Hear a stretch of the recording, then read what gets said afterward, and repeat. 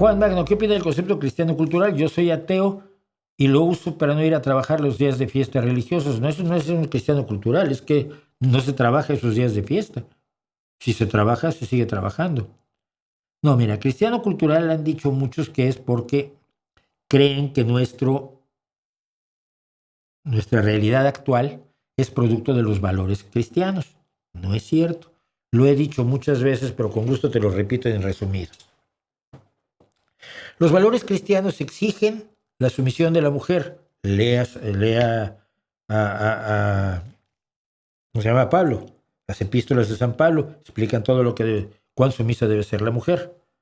La igualdad de la mujer que hoy estamos viviendo no es un valor cristiano, es un valor anticristiano. El cristianismo defiende la esclavitud, lea Pablo y lee todo el Antiguo Testamento. Nosotros hemos abolido la esclavitud en muchísimos países, sobre todo en los europeos. Esos son valores anticristianos.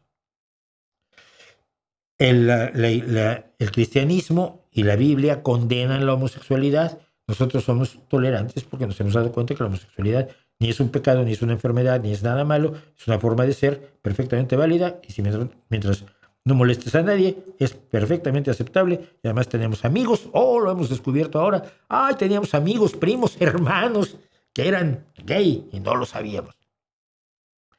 La tolerancia a la diversidad sexual es un valor anticristiano. El cristianismo te dice al César lo que es del César y a Dios lo que es de Dios. Es antidemocrático, siempre defendió a los emperadores, nombró a los emperadores, coronó a los emperadores, sostuvo la brutalidad de los emperadores por encima de los pueblos. La democracia es un valor anticristiano. La democracia es un valor anticristiano. El cristianismo, por supuesto, exigía la preeminencia de la iglesia por encima de todas las demás, exigía la religión oficial y te decía, ¿cómo era? No hay salvación sin la iglesia. Nulla salus, no me acuerdo cómo es, mi latín es pésimo. No hay salvación sin la iglesia. El laicismo y la separación iglesia-estado, que es un gran valor de la actualidad, es un valor anticristiano. El cristianismo no solo promueve la guerra, sino que justifica la guerra y léete todo el rollo que se echa sobre la guerra justa a San Agustín. Y nosotros creemos que debemos acabar con las guerras y fomentar la paz.